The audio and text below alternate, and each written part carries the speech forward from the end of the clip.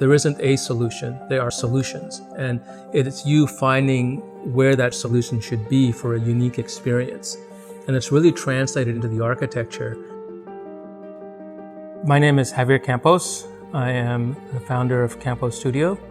We create sensitive modern designs that are rooted in place.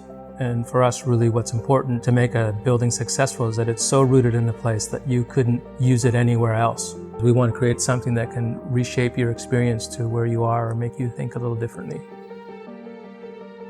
I had a great uncle who was an architect who fascinated me. An old, puttering old man that was like about 100 years old when I was about 5. He had a kind of neoclassical home, but he took the time to explain to me how it worked, which is all the stuff that you couldn't see about the house. Things like how it caught the wind, how it let the sun in the winter but not in the summer, how things were related to each other and why they were related to each other.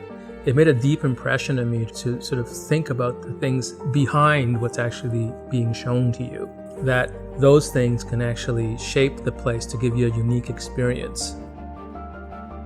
We do see design as coming up with solutions to problems. That's essentially what design does. But what's more interesting to us is actually to start further back and begin to ask the questions first. When we first started doing the Mexico house, we take ideas of healthy living in California in the 1920s, ideas around passive design and their local culture, climate zones. We talk about how the client wants to live. We have to respond to certain things around the site and catching wind and blocking sun and everything else. We have to ask all these and formulate the questions so we can actually start to design. What we find is once we've done all this, the project itself takes a life of its own and it really guides us because the answers are already there, they're just waiting to come out. We definitely need to shift how we live, and we need to rethink the spaces that we have right now regarding our environmental pressures and our social pressures. An example that we often give is garages. A garage is usually a place to just keep your car and maybe store a few things, but I think this space needs to change, and I think also on top of that, I think cars are changing.